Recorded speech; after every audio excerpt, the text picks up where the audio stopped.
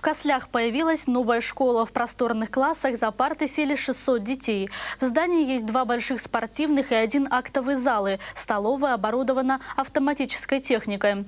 Новшество Каслинской школы – интерактивные кабинки для изучения иностранного языка.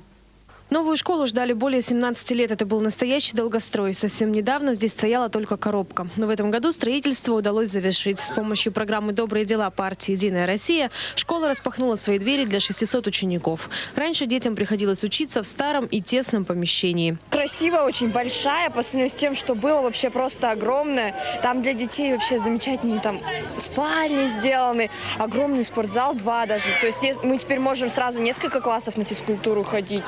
Очень круто. Классов много. Вообще, школа вообще красивая. По уму все сделали.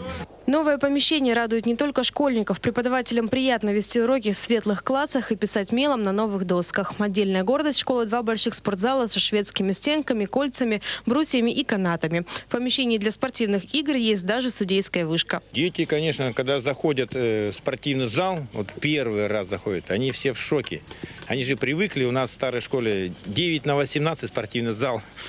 Вот, а здесь в 4 раза больше зал.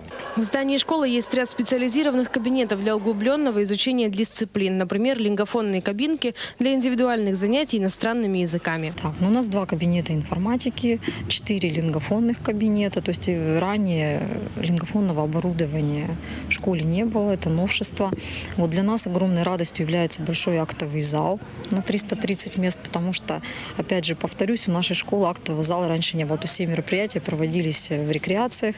Школа полностью оборудована всеми необходимыми средствами безопасности, пожарной сигнализации. Современное оборудование установлено в столовой. Словом, созданы все условия для юных жителей города.